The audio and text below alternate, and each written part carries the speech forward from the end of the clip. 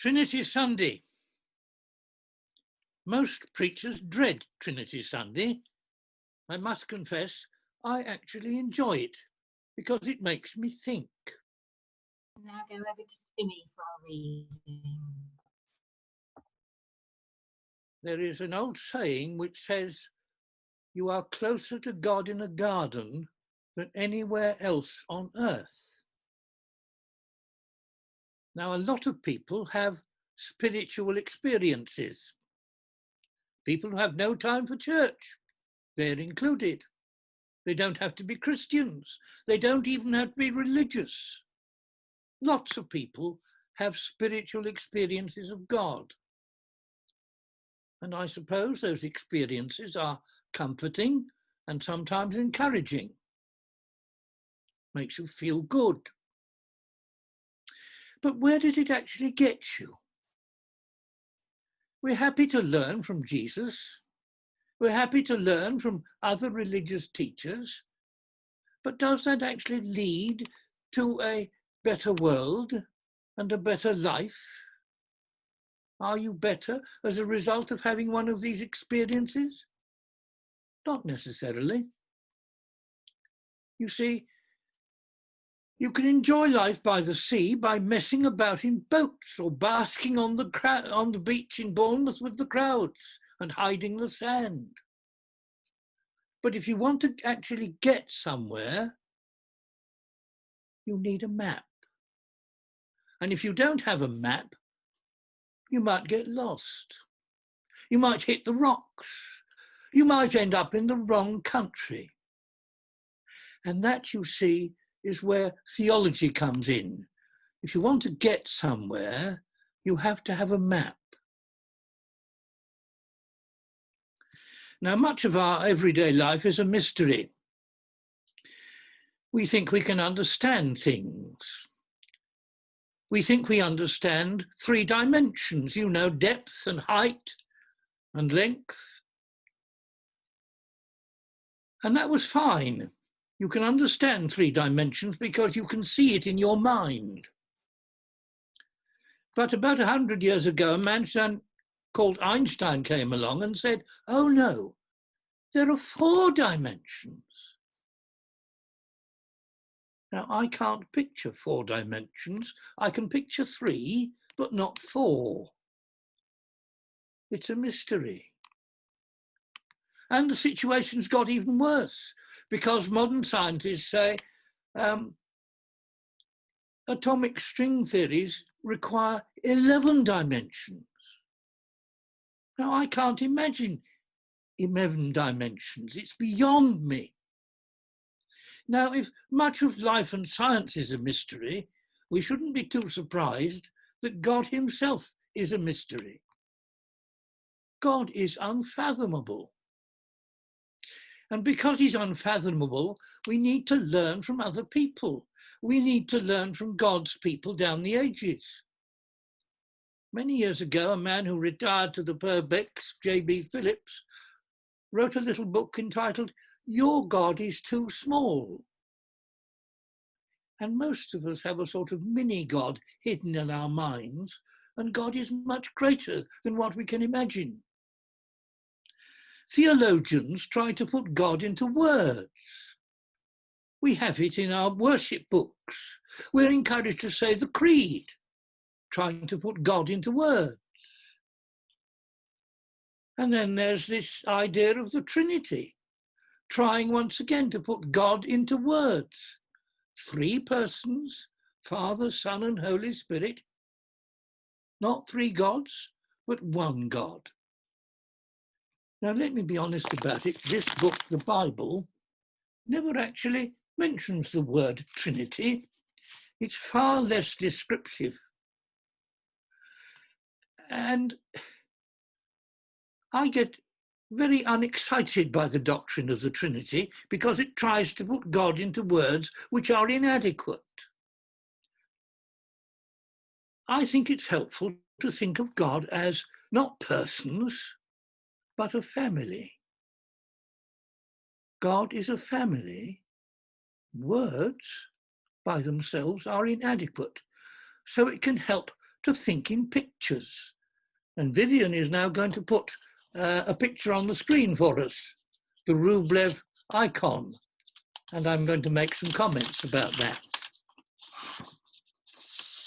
These are things that others had to say about this particular picture.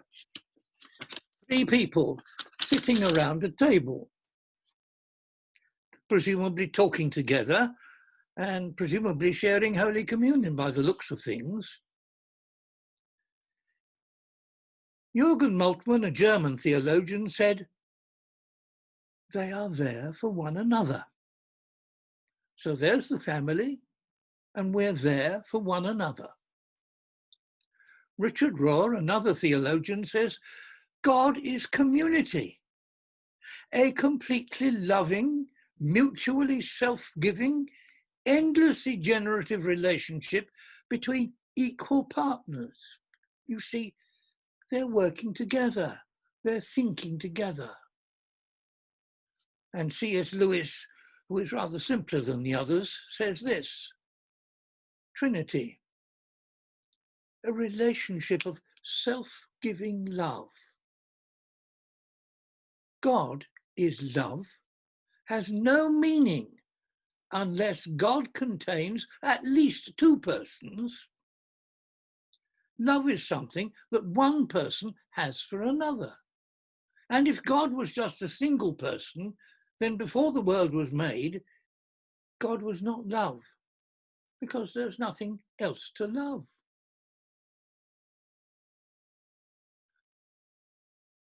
Now back to me, please.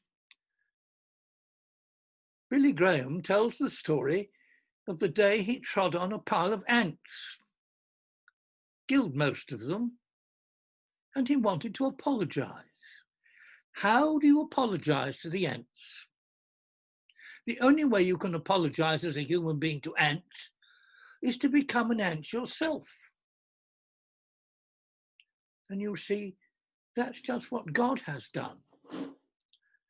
The only way that God could get through to us was to become one of us, to become human. The Old Testament is the story of God's struggle to communicate with his children, the children of Israel. And if you read the Old Testament, it is the story of a failure. God speaking through prophets, God saying words doesn't work. The best way of getting through to the human race was to become a member of the family, to become human. And Jesus took on human form. That meant Jesus left heaven, left the family, and came to earth. Can you imagine what the family felt at that first Christmas? Jesus was missing. Just 2 of them at the table. And that separation went on for 30 years while Jesus was on earth. We've been complaining about being separated from our families for 2 or 3 months. For God, the separation lasted 30 years.